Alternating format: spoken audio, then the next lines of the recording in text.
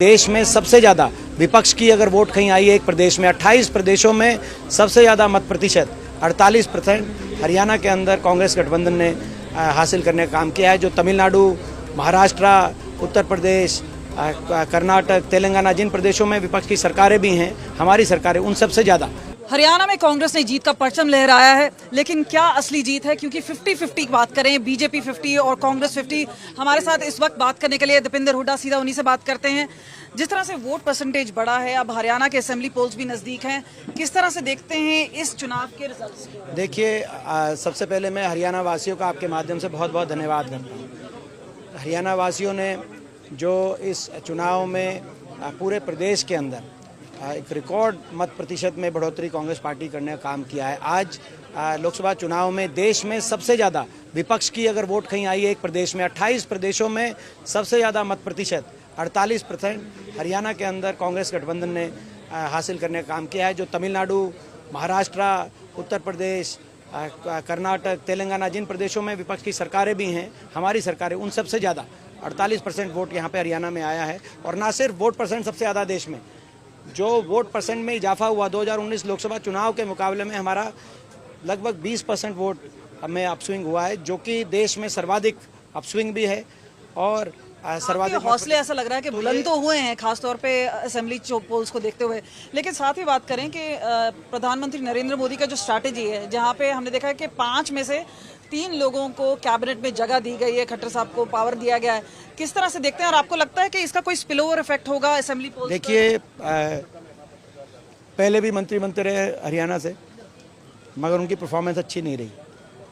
आपको याद होगा, कैबिनेट मंत्री भी बने हरियाणा से, MOS भी पहले बने हरियाणा से, स्वयं जो 3 बने इनमें से 2 भी पहले थे, लेकिन परफॉर्मेंस नहीं रही। बहरहाल पोर्टफोलियो अलोकेशन हुई है। हम तीनों अपने जो मंत्री बने हरियाणा से, हमें खुशी है, हम उनको अपनी शुभकामनाएं देते हैं, वो परफॉर्म करें। असली बात है परफॉर्मेंस की। ये 10 साल की जो सरकार थी डबल इंजन, आपने देखा ये नॉन परफॉर्मिंग सरकार साबित हुई। 10 साल पूरे होते होते हरियाणा में इनके इंजन दिखाई दिए, डब्बे कुछ दिखाई नहीं दिए। और ये भी मैं समझता हूँ अब 3 मंत्री बने हैं, ये परफॉर्म करें, हमें खुशी होगी।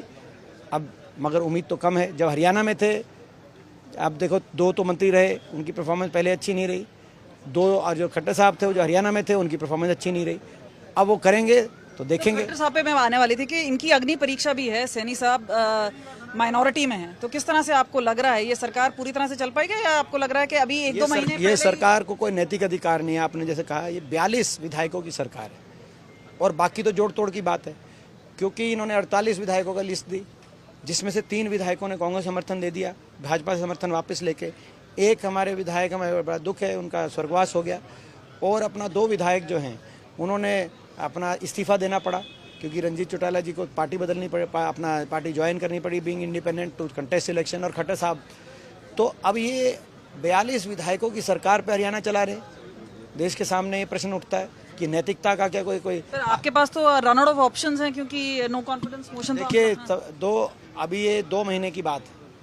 आज के दिन हम आगे क्या रणनीति बनाएंगे वो हम आपको बताएंगे, लेकिन आज के दिन हमारा ये मांग है कि सरकार को बर्खास्त किया जाए या नैतिकता के आधार पर स्वयं इस्तीफा दे और हरियाणा में तुरंत प्रभाव से विधानसभा चुनाव कराया जाए। ये हमारी मांग है। राज्यपाल महोदय हमारी मांग पे विचार करें, ऐसा हमारा आग्रह। आज कल जो CLP की मीटिंग थी हमारी विधायक दल की, जिसमें 4 हमारे सांसद भी शामिल थे, तो हमने यही मांग करी कि भाई ये तुरंत प्रभाव से राज्यपाल महोदय सरकार को बर्खास्त करके हरियाणा में चुनाव हो। आखिरी सवाल आपसे पूछना देखो, ये सरकार ना सिर्फ विधानसभा में अपना विश्वास का मत खो चुकी है, मगर ये सरकार जनता के दरबार में भी विश्वास मत खो चुकी है। कांग्रेस को ज्यादा मत प्रतिशत मिला, तो जनता तय करेगी। लेकिन आखिरी सवाल आपसे जनता ने तय कर दिया। जब हमें 48% वोट मिला है, उनको 46% मिला है, तो जनता ने तय कर दिया। और ये तो लोकसभा चुनाव था। भाजपा हर विधानसभा चुनाव में भाजपा तो लुढ़कती है, लोकसभा में ही अच्छा करती है।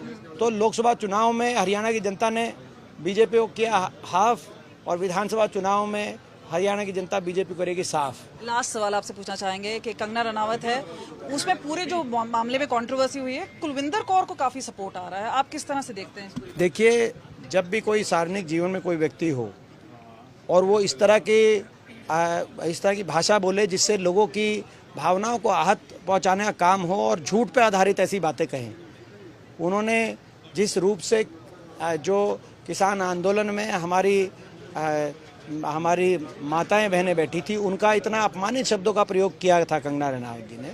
उन्होंने आहत की भावनाएं बड़ी गंभीरता से और लगातार की, कोई एक नहीं, उन्होंने कई बार उस तरह से उनके वाक्य आपने सुने होंगे। तो उनको आत्ममंथन करना चाहिए कंगना रनौत जी को भी। और कोई किसी को शब्दों से ज़्यादा कई बार आहत कर देता है, शारीरिक रूप से कोई नहीं उतना कर पाता जितना शब्द आहत कर देते हैं। तो ये एक बात उनको समझनी चाहिए कि आहत वो करें तो उनको अधिकार, क्योंकि वो वीआईपी हैं। किसी कोई और आहत करे तो फिर आप उस पर प्रश्न उठाते हैं कि भाई कोई कानून अपने हाथ में ले ले। हाँ, ये सही है कि संविधान और लोकतंत्र के व्यवस्था में कोई अगर आहत हुआ है तो उसका निवारण उसी व्यवस्था में करना ज़्यादा उचित होता है, ये मैं भी मानता हूँ। लेकिन ये मैं समझता हूँ कि ये जो जिस प्रकार की भाषा बोली जा रही थी हम लोगों के प्रति लगातार किसान आंदोलन में सत्तारूढ़ दल द्वारा, आज मैं समझता हूँ उन लोगों को भी आत्ममंथन करना चाहिए। बिल्कुल, हमसे बात करने के लिए शुक्रिया। आप देखिए किस तरह से भीड़ जुटी हुई है दीपेंद्र हुड्डा से मिलने के लिए, और यहाँ पे जिस तरह से लोग हैं वो उत्साह में हैं।